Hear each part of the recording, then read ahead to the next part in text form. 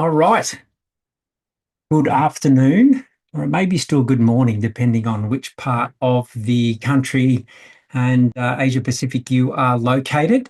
Thanks for joining this compact and powerful session and a conversation, really, around navigating the current uncertainty that you may be experiencing in your marketplace with the global circus, I'll call it, labeling that as we go, and how we can look after ourselves, protecting our margins, making sure we're preparing for whatever could be coming up in the future as well. So, um, I'm Jon Mailer. If you've been on one of these sessions before, it's great to have you back. If this is your first time joining the PROTRADE United crew for one of these sessions, welcome. It's going to be fairly jam-packed, action-orientated, results-focused, and fast-paced. And that's really our intention over the next 45 minutes, to give you some key steps to move forward with.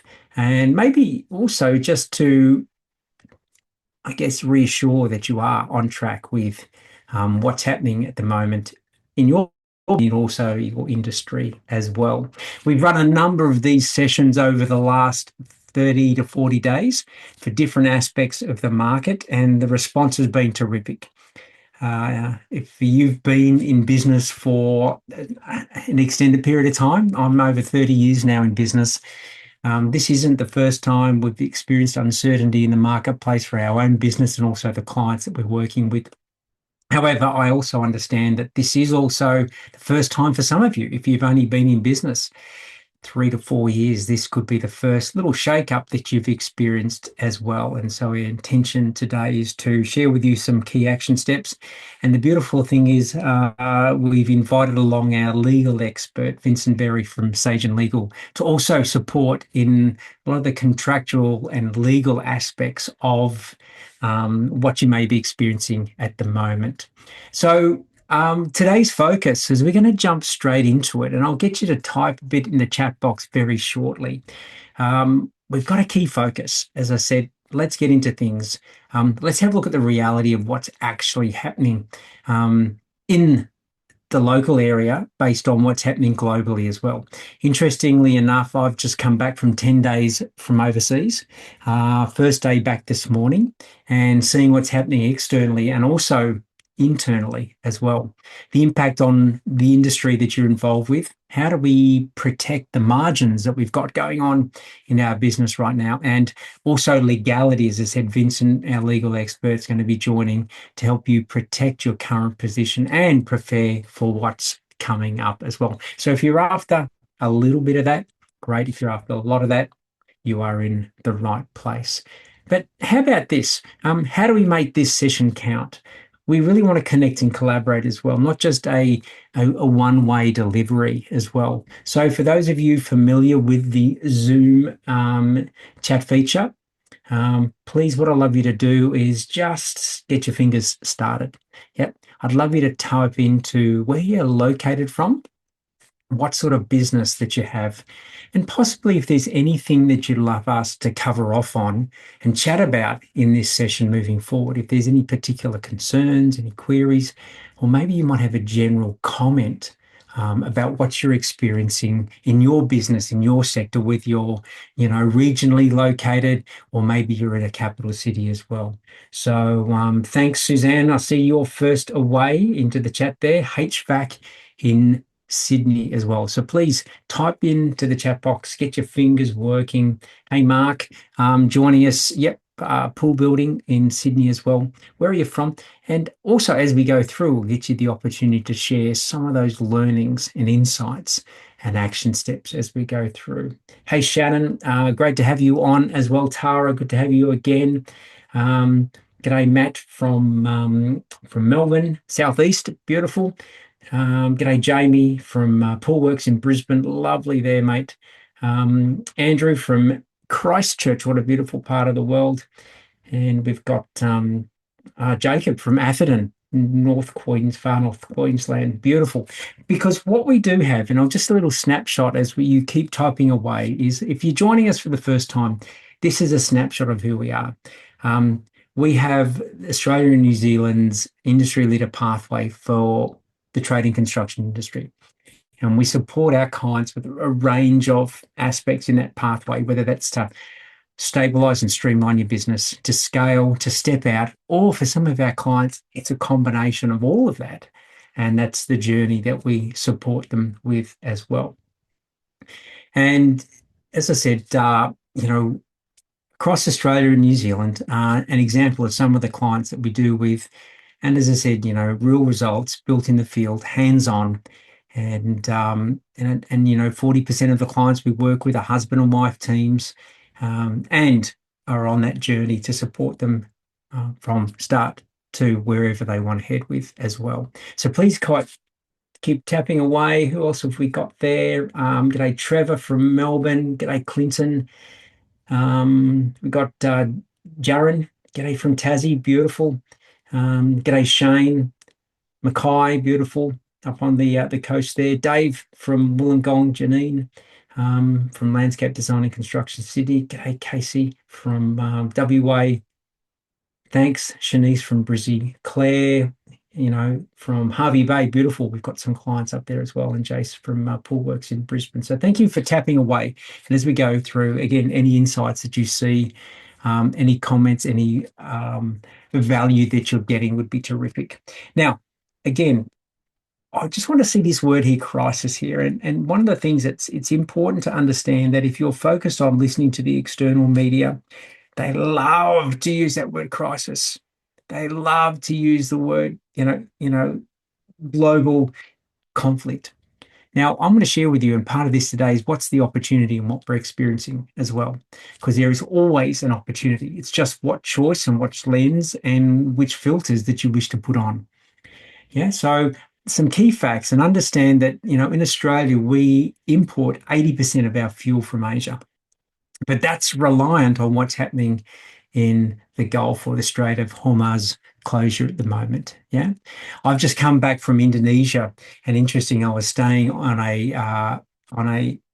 a village, and we were right on the ocean on a small island, and the whole sort of retreat where we were staying at, the resort we could call it, was run on a generator. Now, the impact of running on a generator as run by diesel is we could only have the generator going for 4 hours at a time. 4 hours on, 4 hours off, because they were starting to ration their diesel supplies. And that's sort of in a fairly remote space in Indonesia, but we were feeling it there and then. I've come back to Australia, and fuel prices have dropped considerably in the last 10 days. Yet again, it could be temporary. We're not quite sure on all of that as well. But we know that the impact of that has flowed onto the industry and also your business as well. And what we're going to see is that there's going to be future interest rate rises. And I'm part of a business group at the moment that's fairly well connected with some chief economists in the country. And we could be looking at 2, maybe 3 interest rate rises between now and Christmas. So that's the reality. Okay, now we get to choose the lens that we look through with all of this. And we want to look at how we protect and how we prepare moving forward. How does it impact you? Now, what we already know that your materials and your supply chain will have been impacted. PVCs, plastics especially. Isn't it interesting how many products we recognize now are supported by the petroleum industry? Whether that's sealants, whether that's your plastics, then the supply chain as well when it comes to concrete, bitumen, and asphalt as well. And based on every $1 billion worth of project value out there, what we're seeing is these surcharges of 4 to 5% initially on everything. And that's happened over the last 30 days. What we're also understanding is that fixed price contracts are now being put aside specifically for cost plus models. So that's the impact to you personally, and I'm sure there's a few others that are showing up as well. So again, a lot of people say, well, when things get back to normal. Now, the reality is getting back to normal, this now becomes the new normal. If you've been in business for the last 5 to 6 years through that COVID period, remember, as costs escalated, rarely do they come back down. So again, these are some of the categories and some of the price increases that we've seen as of the end of April 2026. I'm not going to run through all of them. It's data, it's information, and you're experiencing it right now. Yeah. So, what do we do about it? What's the response that we have? What are the choices that we get to make around all of this? And again, what it is now is about choosing how we're going to approach this. And again, most importantly for your businesses, how do we keep our margins? Because remember, if we diminish our margins, it also diminishes our cash flow. Diminishes our cash flow has the inability to keep our business liquid. Okay, so that's super important from a margin perspective. And also making sure we've got access to the supplies and the materials for us to continue to deliver value to our customers. Okay, so let's have a look at these. So what we find is, the industry historically has one of three approaches. We see that industry leaders, and when we talk about the word industry leaders, these are ones who are on the front foot, at the forefront. They act early, they gain control. And unfortunately, this is a small minority, usually only 10 to 15% of the industry. So they've already adjusted their pricing. And this could be some of you on the call. You've made sure that you've got pipeline visibility, yeah, and are open and transparent in communication with your customers and your clients. And you're already making sure that your margin and your cash flow is in a strong position. Greater control, greater influence. Secondly, we've got people who do nothing. They just sit on their hands, probably wait and see, maybe do nothing, put their head in the sand. So they react far too late. Okay, so the costs have rise, options disappear, margins are eroded. And it's not just overnight, it's week by week by week. And all of a sudden, 3 months down the track, being really busy, no profit, no cash. Okay, and therefore, you make changes from desperation versus inspiration. And that's what we really want to work with. How do we inspire you and you act from inspiration? Or the wait and see, comfortable now, cash is good. I'm not going to worry too much about all of this. So there's that short-term comfort, but what happens is we miss on the opportunities. And I want to share with you, what are the opportunities right now? Not just to protect and prepare, but also what can we use to gain a specialist and a front foot advantage when things sort of return to the regularity that we've experienced before. And again, reactive. So I want you to just sort of think about that. Where are you right now on those three? Remember, only 10 to 15% tend to be in that top end. The rest are doing nothing, putting their head in the sand. Hopefully things will return to normal. Or there's the wait and see. Again, everything is a choice. No, there's no wrong, right, good or bad, but we're going to suggest you move towards that industry leader decision making and be on the front foot as we work forward. Yes. So from here, how do we respond? As we said, these are some things that we want to work through with you and, have our little checklist here as we go through here. And the key comment there, that the businesses that will survive and thrive through this period are ones that will not just absorb the costs silently. They're the ones that will communicate early, price confidently, and make sure they get paid. So we've got to set expectations from day one. Yep. Align these right up front. And for those of you who've been in business a while, remember the whole client relationship aspect is about managing expectations. And this is now going to be, for some of you, way out of your comfort zone. You've got to realign the expectations. You've got to have conversations that you've never had previously. So be okay with that. No one's ever died having these conversations, yet being on the front foot is super, super important. If there's any pushback, okay, it's not about, letting that go.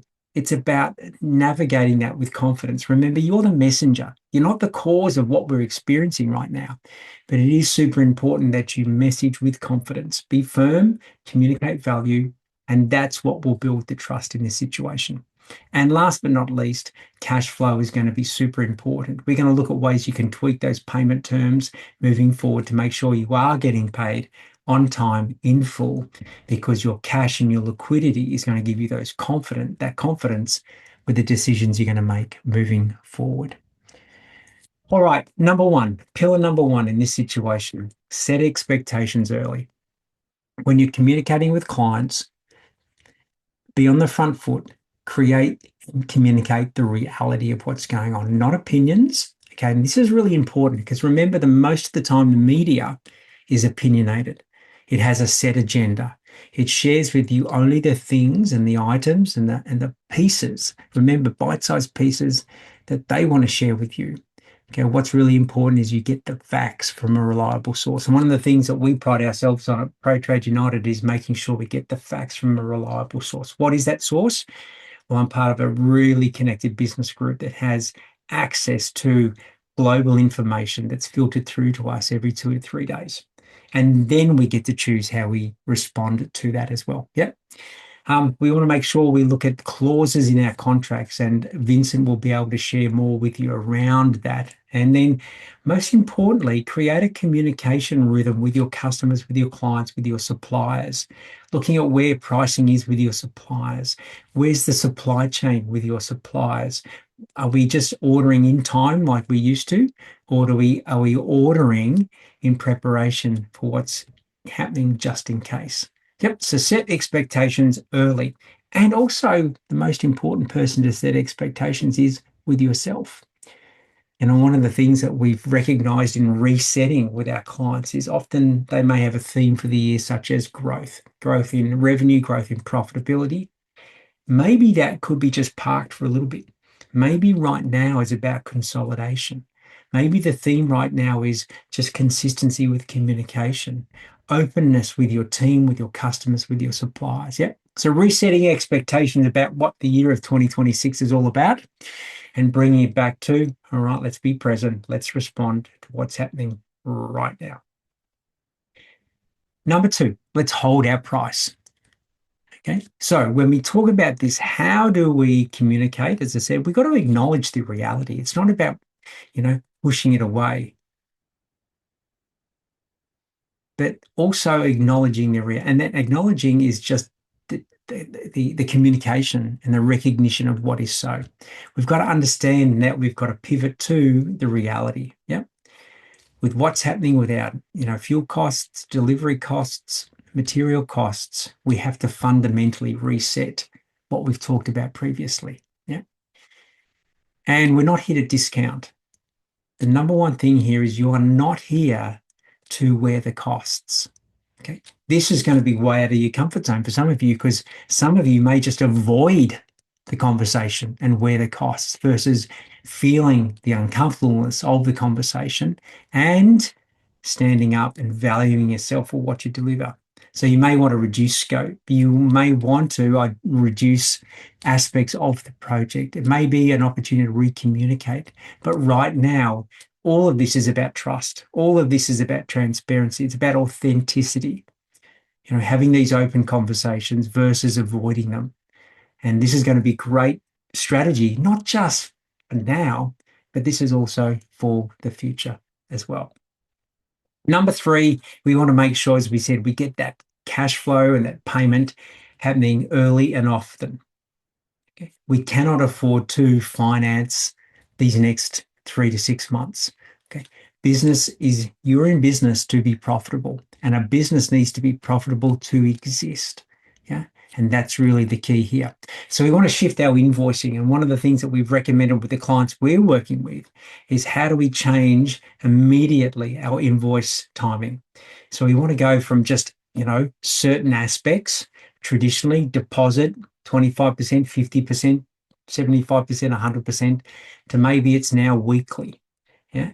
Having an aspect of being able to communicate early and often with clients. So we want to break our larger payments into smaller, more specific, frequent invoices.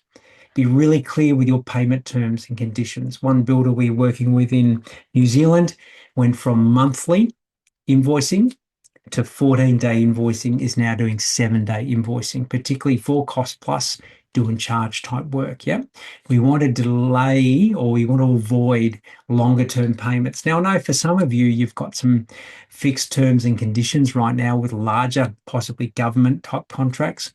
That's going to be tricky to navigate, but usually they're a safer contract. If it's with an individual or a small business, now what I would do is look at ways to tweak that and change it up. And we want to enforce some stop work clauses, particularly if payment stops. Okay, don't continue to deliver. You've got to be really firm, got to be fair, and you've got to be friendly. It's not time to be aggressive. What do we want to avoid is apologizing for your price increases, over explaining, discounting. And remember, as I said earlier, you're not the cause, you're the messenger of the reality. Now, some things to consider. This is also a great time for opportunity. It's easy to sit here and, be negative and frustrated and feel the fear. But I'm going to suggest right now is a great opportunity. Good businesses do really well in times like this. So it's an opportunity to position yourself as a specialist, not just as a generalist. And these are the things we're working with our clients on. And what is it that you can do to stand out with certain expertise?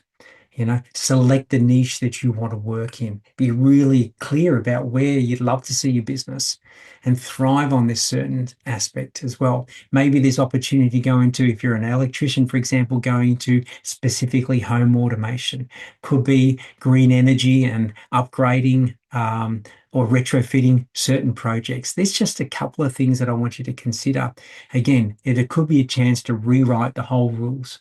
If we've got a number of people in the pool industry, okay, what's the opportunity right now to relook at, and I always say innovation is asking the question, how do we serve our customers even better than we did yesterday? Okay, great opportunity to upgrade our contracts. Again, Vincent will come in and have a chat about that. How do we work on our productivity? Right now, you can save 1% here, 1% there, reviewing systems, reviewing processes, reviewing costs. How do we improve the efficiencies across the business? And possibly, with customers and the market really looking at ways to become more energy efficient, what are the things you can be doing to assist clients, particularly if you're in the residential space, to meet demand, future-proof your business. Those types of things are the things to consider. All right, listen, I'm going to pause very quickly before we come home, and I'm going to introduce Vincent very shortly. But what's been valuable, what I'd love to do is hear from you right now about what is coming up as far as what we've talked about so far. I'm just going to briefly stop sharing and tap away in the chat box. What is it that you can do right now? Good businesses are also collaborating. They're also getting support. They're getting advice. They're working with other players in their industry. They're looking at ways they can get through this, this scenario together. Versus competition. How do we collaborate? How do we support? That's what industry leaders are doing right now in this situation. So I'd love to see what's popped up in the situation in our chat. If there's one thing right away, and I'm going to share with you some key action steps in a minute. What's one thing that you become aware of? What's one thing that you feel you can act on? What's one thing that you love to respond to in this situation? So just tap away there. Thanks, Mark. Proactive action. And the thing about proactivity, it's just actually being reactive, but in advance. Yeah. Andrew's got the invoicing more regularly. Beautiful, mate. Rather than large invoices at the end of the month. Remember, end of the month, you're probably going to have another 30 days. How do you bring that forward to every fortnight as well? Emphasis on conveying the facts. It's not your opinion. I love that. So again, we're there as the messenger. This is the reality. This is what you're experiencing. You're committed to continuing to deliver great value across there. So keep tapping away. And I know there's some great confidence. Beautiful. You've got a few more coming through with our rates and the value and the service we deliver. Love that. Jacob, let's start getting our crew to be efficiencies where we can. And again, in these scenarios, we've had some clients who've saved 10 to 15% on the amount of fuel used. So it's again reviewing all of these types of opportunities as we go through. Thank you for keep sharing, keep tapping away. Here's your action plan, next 30 days. Okay. Protect new work. Make sure you review all your quotes, update pricing. And if you're not reviewing this at least weekly at the moment, start today. Yeah. Add material escalation clauses, making sure that is clear. And again, this is when you're going to experience things in the future and communicating that as well. Protect your existing work. audit current contracts, identify any fixed price risks and unrecoverable cost exposure. What is it that you can do internally then to respond to that? And communicate with clients now, possible delays or variations that may prop up based on what you're experiencing. Tighten your payment terms, as we've talked about already. Put those stop work clauses in if possible. And then the most important thing right now, it's not a time to do it on your own. Now's not a time to see if you can wing it and get by. It's connect with, an expert in the legal space to review what you've currently got in place. Maybe work with an advisor such as PROTRADE United or someone else who's been through these circumstances previously. Not the exact same, but similar context around this. And what we're doing with all of our clients right now is sitting down, reviewing their pricing, making sure they're still getting the margins they're required to be profitable and getting the cash in the bank. So we totally get, guys, that right now there's a lot going on. There's a lot of noise. It feels like that you're in the whirlwind or that, the cyclone each and every day. Plenty of things happening, emails, clients communicating, team players. But we want to help you get some clarity as well. And right now, clarity precedes mastery. If you want to make sure we get through this, what are the next best steps for you to take in this circumstance? So everybody who's on this call gets a complimentary sit down with our team. This performance session is 60 minutes. It's looking at where you're at right now. Okay. We've got to review and protect your margins. What were they previously? What are they now? What can we do to get things back to the way they were? How do we identify specific priorities to reduce overhandling and then get some specific recommendations designed for your business to make that next step forward? Okay, so one of the things right now, as I said, with everybody who's on the call, this is the opportunity to dive in, the opportunity to sit down with someone externally, review your current situation. So if you'd like to do that, I'm going to ask Jimmy, who's on our backstage, to launch that poll. And we've got the opportunity to sit down. If you'd love that, quick review, let's have a look at where you're at. Terrific. If you're unsure, that's totally cool. If it's a no and you think you're okay on your own, tick no. But alternatively, the worst case scenario, it just confirms that you're on the right track and you're taking the right steps to get things moving forward. All right, we'll keep that up there for another 20 seconds or so. But we'd love to support all and every one of you where possible to sit down. And I know for some of you, you're already working with us, so that's totally cool. But if you are working with us already, please make sure you're reaching out to your advisor just to get that extra bit of support, that extra bit of certainty as well. All right. Thanks, Jimmy. We will put 5, 4, 3, 2, 1. Perfect. All right. Thank you for that. So what I'd love to do now is I'd love to introduce to you Vincent Berry, who's our legal expert from Sajen Legal. And what I know is that Vincent is an expert in providing guidance, keeping the complex simple, giving you the next best steps to take. And I'm going to welcome Vincent into the room to share what he's experiencing right now with businesses in the trade and construction industry and how to help protect and prepare them for what's happening now and also moving forward. So, Vincent, love you to come in and join me.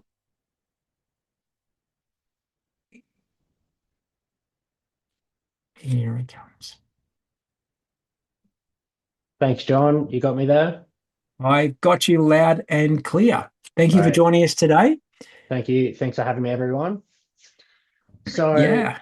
I know we haven't got a whole lot of time. I've been listening in the background to what John's been saying. Obviously agree with all of that. I'll be touching on a few of the subjects that John's already gone over, but probably just providing a slightly different angle or a few other practical tips from a legal point of view. So the key, I guess, theme of what I'll be talking about is getting on the front foot so you can avoid disputes. Prevention is better than a cure. So making sure that you've got the right contracts or systems or policies in place to avoid disputes is going to save you a whole lot of money down the track. I'll share my screen. Just give me one moment.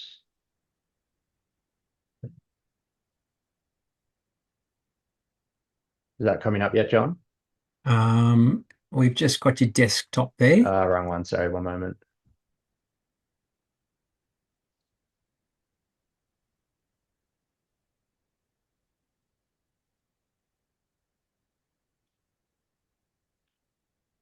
You got the presentation yet?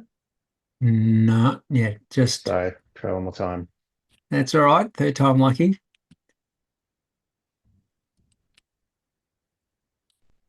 Still no? Perfect. I Yep, got that's it. it. Got it. Great. Okay.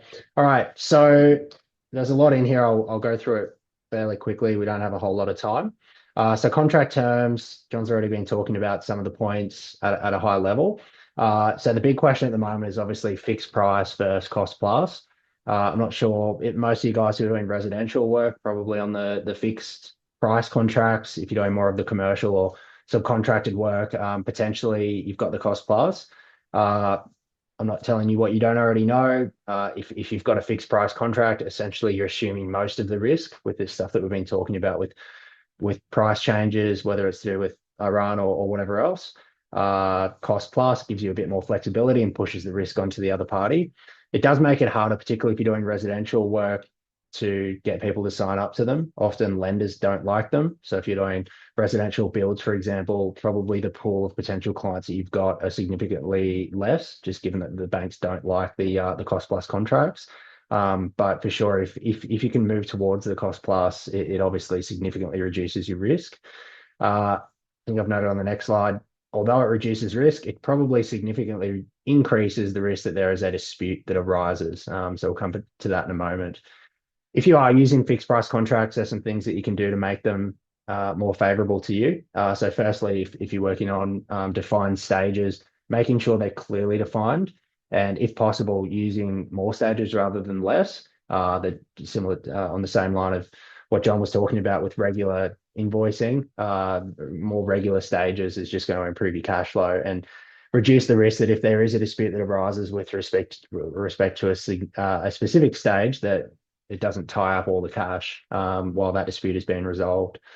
Another thing that you should all be using to your advantage is the clauses in the contract that allow for provisional sum and prime cost items. Uh, Most people will be aware of them, but it's basically items where you're not sure what work's going to be required or exactly what item's going to be selected for the job. So using these, essentially you can, although having a fixed price contract, have some cost plus elements.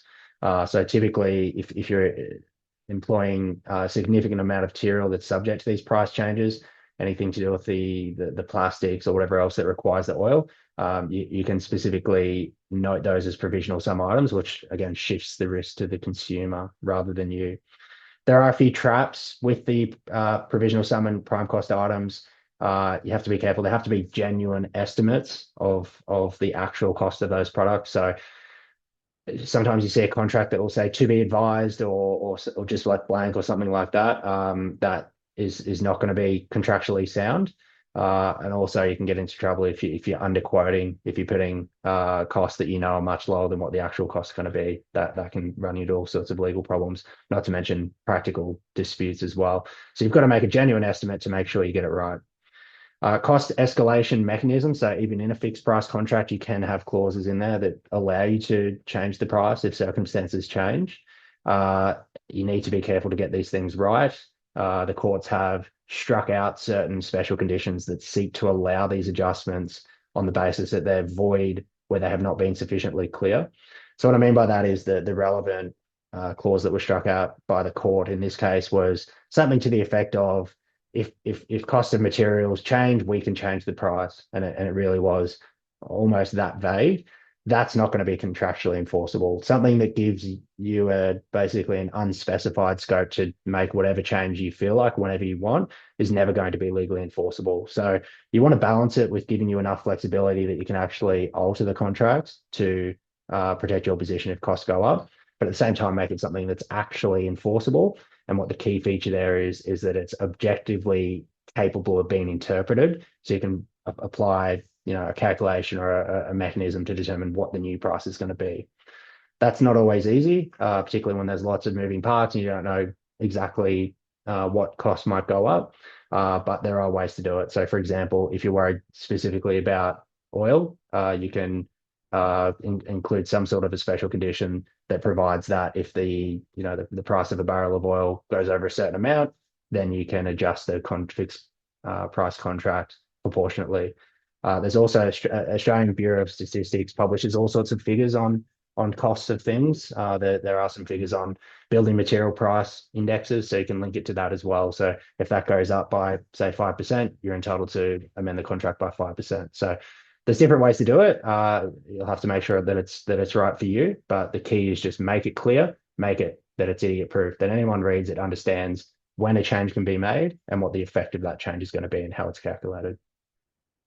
Another tip, Jon might have mentioned already, but locking in your prices. If you're doing up a fixed price quote, don't assume that the cost of the material last month is going to be the same. Get up-to-date quotes, or if you can lock in prices with one of your suppliers over a period of time, obviously that's going to benefit you. Cost plus contracts, as I said, much higher risk of dispute. I haven't got the stat, but in terms of residential bills, I was reading some stat not long ago, and it was a very high proportion of those types of contracts. The costs end up being significantly more than what the owner was anticipating. It's almost the rule that it's going to exceed whatever the owner thought it was going to be. So that gives it's fertile ground for dispute when people have got one thing in their mind, and whenever you give someone a range of something, they're always thinking it's going to be the low end of the range. So it's just managing those risks in two ways, really. Number one, good communication, Jon's already talked about, and two, making sure the terms of the contract and how you administer the contract properly protects you. So it'll depend on the specific terms of the contract, but you can get all sorts of cost plus contracts. Some are good, some are bad. One of the key aspects is the definition of what costs are for the purposes of a cost plus contract.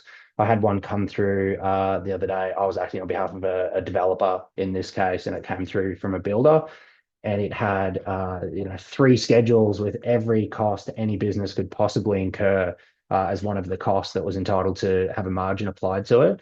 And it basically, if you administered it strictly on its terms, you were allowed to double up on costs and apply costs that had nothing to do with the job at all sorts of admin costs or overheads for the business. So potentially sounds good if you're that builder, but in practice, number one, it's very likely to give rise to a dispute when the other party works out they're not happy with it. And number two, it's arguable as to the enforceability of that type of very, very broad defined term of cost in that contract.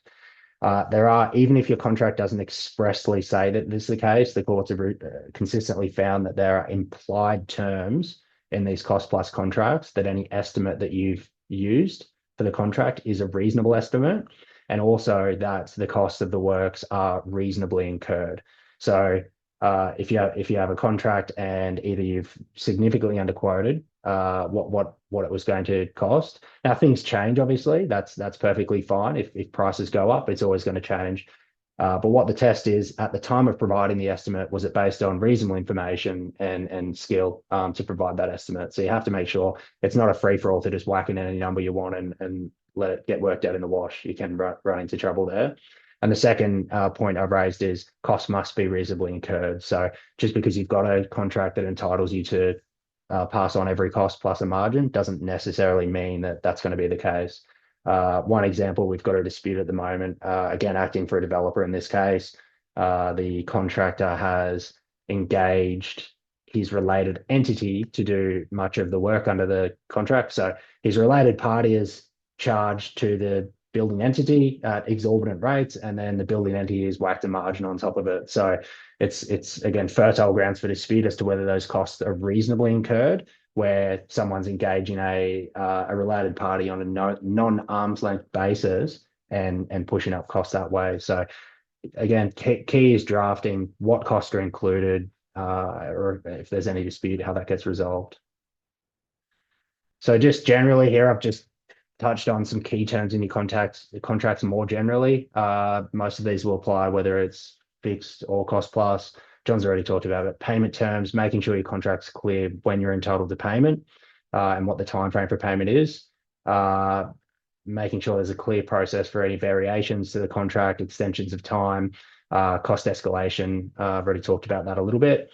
Security and personal guarantees. So particularly if I know Jon mentioned I think a job for government client, obviously less risky. But with the pressure building in the industry, and it's not just Iran, it's still flow-on effects from COVID with the ATO putting more and more pressure on businesses across the board. There are going to be more parties going under. And unfortunately, if someone owes you money and they go under and you don't have appropriate securities, you often end up in a long line of creditors. And what that means is you might get cents on the dollar or nothing at all. So it's very, very common. Having appropriate securities, which basically means you've got rights over either the assets of the party that you're dealing with, which might be a company, or you might have rights pursuant to a personal guarantee against the directors or some other individual that's associated with your customer. Having those securities and those personal guarantees will put you in a vastly better position to get paid. There's various different types of securities. I won't go into those today. The more important takeaway is get some advice about whether you can take security and how your contracts need to be updated to make sure that you've at least got a right to do that if you decide to do so. Just because you've got the right doesn't mean you need to exercise it for every single customer. But it's always, I say, good to have a big stick, even if you never have to swing it. Default provisions, termination rights. So making it clear what happens if payment's not being made. Are you able to suspend the works? When can you terminate the contract? And this is a big one, dispute resolution. And this, as I say, applies to whether it's fixed cost or cost plus. Having clauses in the contract that provide a mechanism so that if a dispute arises, how does it get resolved, which can be very important for cash flow. So, for example, I've had matters where there's a fixed plus contract. Some of the stages weren't very well defined. The builder says that he's completed one of the stages, submits a payment claim. The owner disagrees because they pick out some minor issues with it. The builder rejects that position and suddenly stops works. Owner refuses to pay, and the whole thing's just paused. Months and months go by, costs everyone money. Having clauses in there that prevent that can be crucial for cash flow. So, for example, one special condition that we often use in contracts is for that type of situation, which could apply for a cost plus contract as well, is if there's a dispute about the works that have been performed and the amount of payment that's to be made, the parties might jointly appoint an independent quantity surveyor, or one of the parties might have the right to appoint a quantity surveyor. They come in, carry out an assessment, make a preliminary determination, and that's binding on the parties for the time being. So that allows the cash move in the meantime.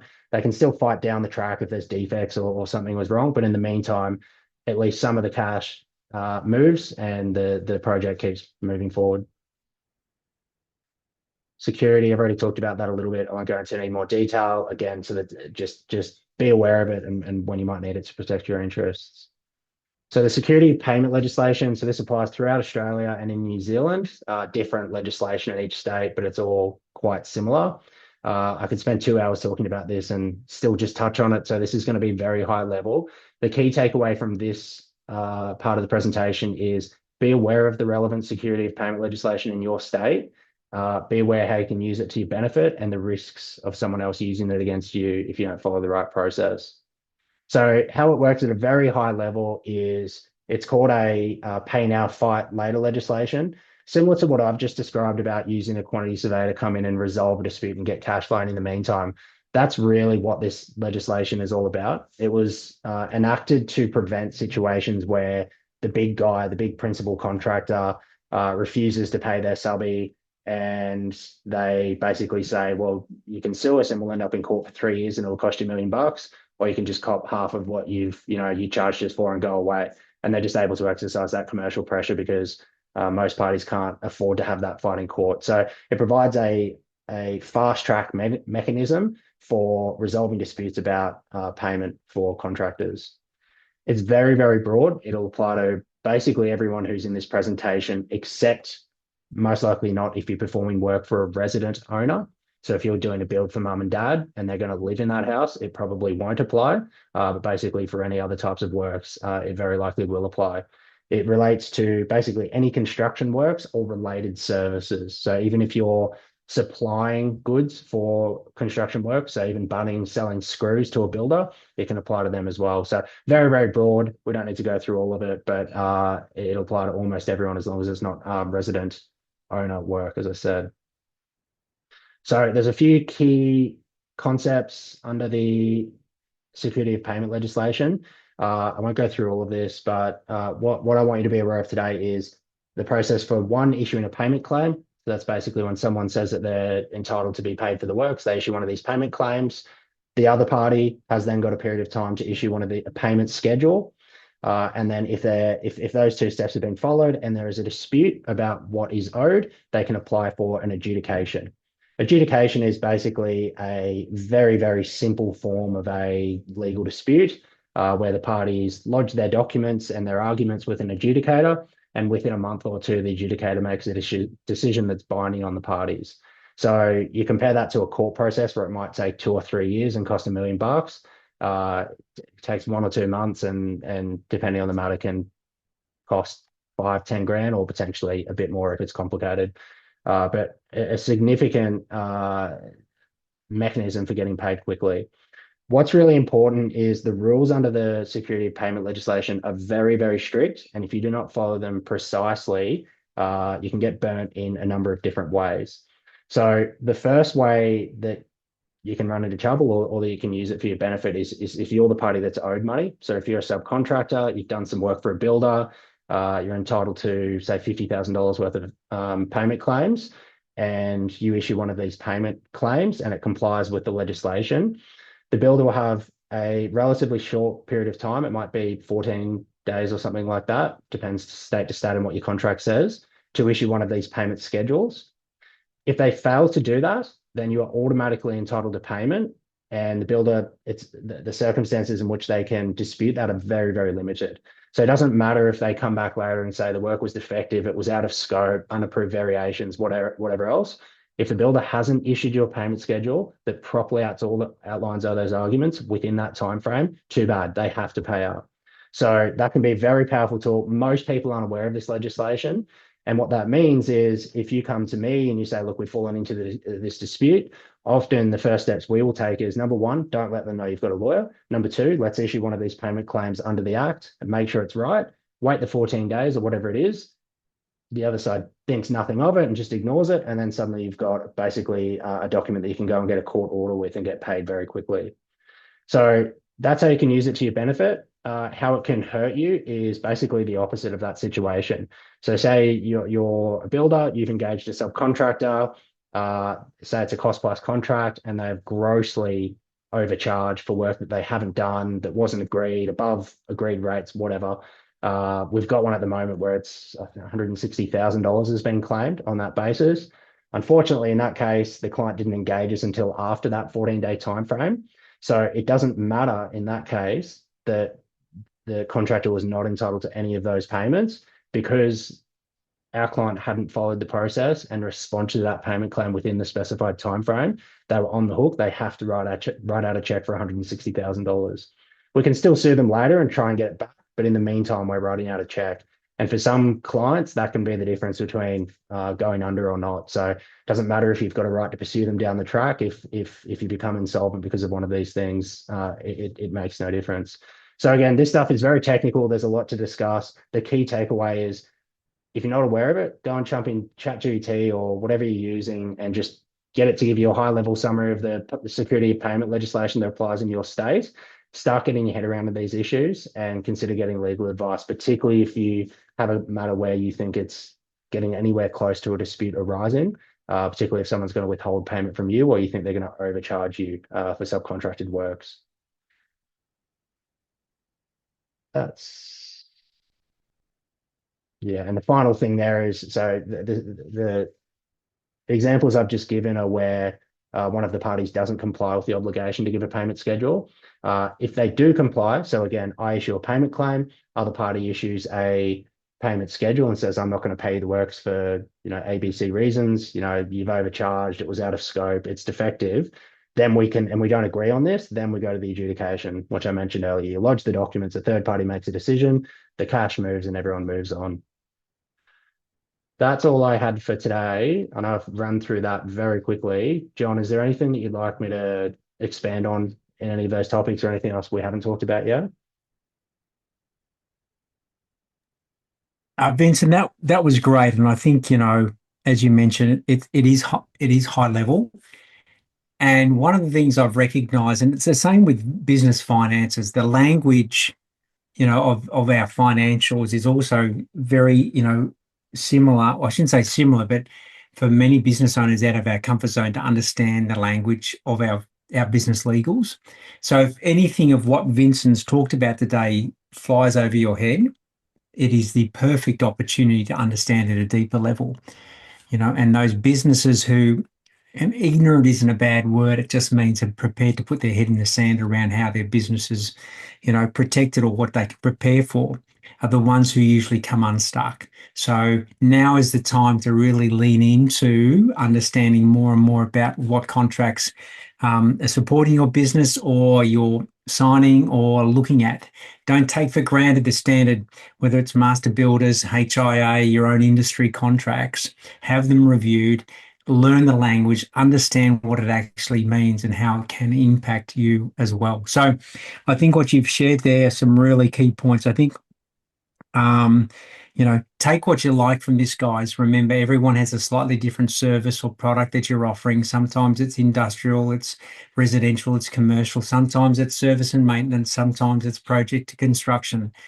But I think what Vincent's going to offer here is an opportunity to get anything that you've got in place reviewed as part of our relationship with Sajen Legal. Not only will they put together, and you might want to speak to this, Vincent, this beautiful 20-page document on, a guide for building and construction businesses that as a PROTRADE United community member will give you as part of being on this call.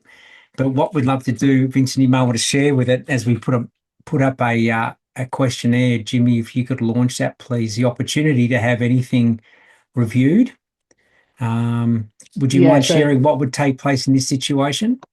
so the booklet is something we put together specifically for ProTrade members, which just touches on a lot of the points that I've talked about today in a little bit more detail. The point of it is to just have something you can refer to give a bit more information. So say I mentioned the security of payment legislation today.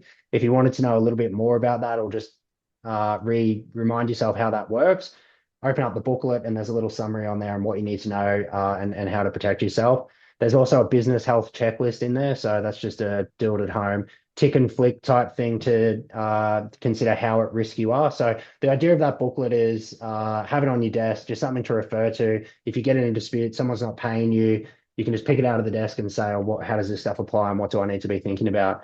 In terms of the contract review, so that's just something that we offer exclusively for ProTrade members. If you've got a contract that you're using, you're not quite sure if it's right for you, you can flick it through to us. We'll have a quick look. We'll give you a high level view on whether it's as appropriate, things you might change to make it more favorable to you, and whether you need to get the thing redrafted.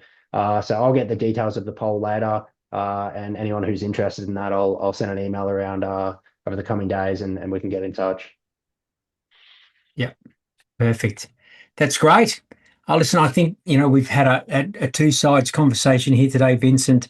You've shared from, your legal aspect, what, the community can be looking at. We've given some action steps around, pricing and communication with clients and suppliers as well. So now, for the last little message for everyone on the call, now's the time not to be a stranger, not to sort of sit back and hopefully things are going to work for you. It's an opportunity. By the way, what Vincent and I have talked about today is just common sense business strategy anyway, regardless of the external situation. So thanks, Vincent, for joining us today. Appreciate your support and with the community as we work together to make sure, all of our clients in the community are in good shape as we navigate through this external uncertainty. So thanks again for being part of the conversation today. Thanks everybody for being on the session today, and look forward to communicating and supporting you all at some stage in the future. Thanks, Jon. Thanks, Vincent. Thanks, everybody. Bye. See you later. Bye.